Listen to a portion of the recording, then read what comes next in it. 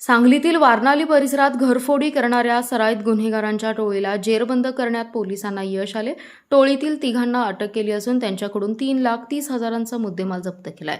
स्थानिक गुन्हे अन्वेषणच्या पथकाने सह्याद्रीनगर परिसरात कारवाई केली। या प्रकरणी सुदर्शन सुनील पाटील, सार्थक सुनील सुतार आणि मुनीब उर्फ बाब्या मुश्ताक भाटकर या तिघांना अटक करण्यात आली असून मेघनाथ हिरालाम साहू हा पसार झालाय।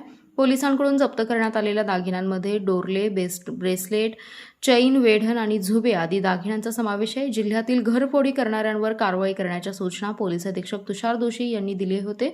त्यानुसार स्थानिक गुन्हे अन्वेषणचे एक पथक शहरात पेट्रोलिंग करत होते। यावेळी पथकातील कर्मचाऱ्यांना सराईत गुन्हेगार सार्थक सुतार, सुदर्शन यादव आणि मुनीब भाटकर यांच्याकडे चोरीचे दागिने आहेत आणि ते दागिने विक्रीकरिता सह्याद्रीनगर ते शिंदेमळा रेल्वे ब्रिजकडे जाणाऱ्या रोडवर येणार असल्याची माहिती मिळाली। पोलिसांनी त्या ठिकाणी पाळत ठेवून तिघांना ताब्यात घेतलं। त्यांची अंगझडती घेतली असता सोन्याचे दागिने आणि रोख रक्कम मिळून आली। अधिक चौकशीत त्यांनी आम्ही चौघांनी मिळून विकास कॉलनी वारणालीमधील बंद घर फोडून त्यातील सोन्याचे दागिने आणि पैशांची चोरी केली होती। सदरचे दागिने विक्री करण्याकरिता आलो होतो। उर्वरित दागिने हे मेघनाथ साहू याच्याकडे असल्याची कबुली दिली। या तिघांनाही जप्त ऐवजासह पुढील तपासाकामी संजयनगर पोलीस ठाण्याकडे वर्ग करण्यात आले।